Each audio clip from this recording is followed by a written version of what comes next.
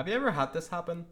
RSI goes oversold, so you buy, and then the stock drops another 5% like it didn't even care. And you tell yourself it was a fake out, but maybe RSI didn't fake you out. Maybe it never knew anything to begin with. If you've been relying on indicators like these to tell you when to buy or sell, this is your wake-up call. They're not predictive, they're just noise. And let me show you why.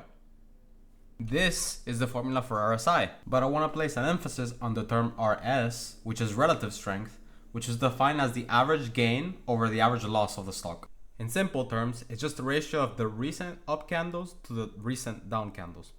So if a stock drops 3 days in a row, this average loss term is gonna spike a lot, and then that means RS is gonna drop, and then RSI is also going to collapse. As an example, take the scenario from earlier where RS was 1.4. RSI would then be 58.33. This tells you that the stock went more up than it went down, which is pretty good. And then all it takes is a few green candles that are slightly bigger than the red ones, and then suddenly RSI gives you a signal. But what caused those green candles? Was it a short squeeze, a news bounce, macro cooling off? RSI doesn't know. RSI doesn't ask. In this case, it would be overbought because the RSI would be greater than 7. And this term was never based on any math. It was based on pattern intuition in the 70s, before quants, before algorithms, before high frequency trading. And its author guessed that RSI above 70 meant that price had gone up too much, but he never tested it across any events, any regimes, or any volatility states. And yet, half of retail traders still treat overbought like it's gravity. And then here's the problem. RSI doesn't capture why a stock moved in the first place. It doesn't care about context, catalyst, volatility, or structure. It doesn't care. It just reacts to the price. Imagine like a dog chasing a stick. And RSI's main flaw is that it's directly tied to the path of the price itself, which means it doesn't care about macro, volatility, or news, only what price has already done.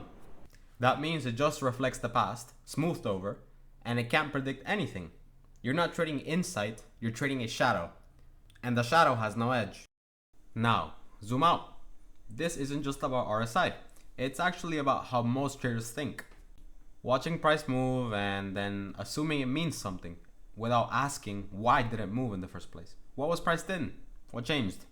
Because the markets don't move off lines. They move off of pressure, surprise, volatility, shocks to expectation. CPI comes in too hot, the market moves. Powell changes tone, the market moves. Earnings miss big, the market moves. And none of that shows up in RSI because RSI doesn't ask why. It just watches candles and counts them. So am I saying to throw it away?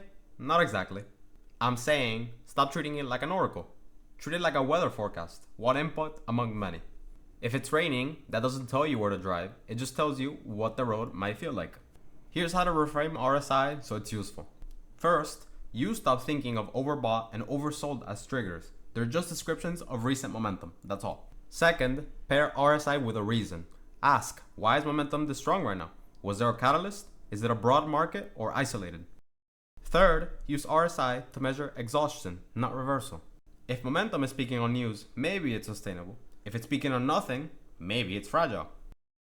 Say a stock's RSI jumps to 75 right after earnings. The report crushed expectations, guidance is strong, and volume is huge. High RSI here means confirmation of strength, not a short signal. Now change the context. Same RSI of 75, but no news, low volume, and it just drifted out for a week. That's when you start questioning if the move has fuel left. This is why context is king. Indicators like RSI can tell you what just happened, but not why and not what's next.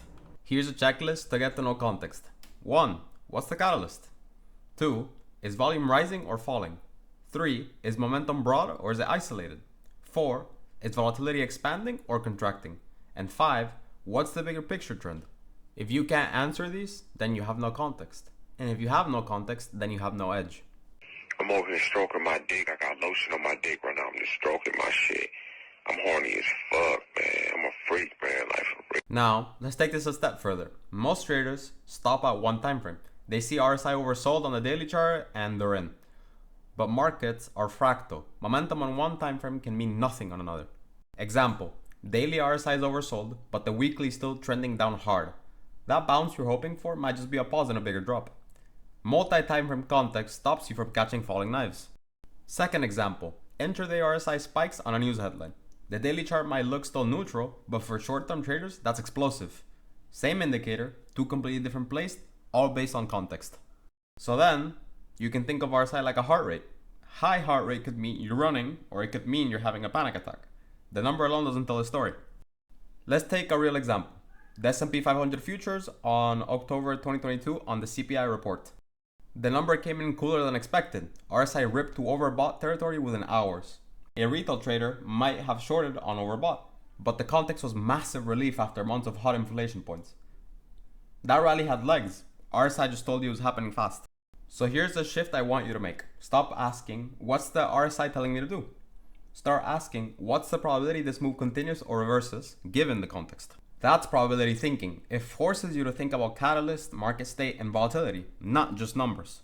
Because the best traders aren't married to tools, they're married to process. And this is exactly the stuff most traders skip. It's why they blow up accounts and blame the markets. If you want to train your brain to think in probabilities, not patterns, I will start running a community where we break down trades exactly like this. No fluff, no hype, just structured thinking. And if you take nothing else from this video, remember this. Indicators do not move the market. Events, positioning, and expectations do. Your job is to understand that, and then decide where the odds are in your favor. RSI can be part of that decision, but only if you treat it as one piece of the puzzle, not the whole game board.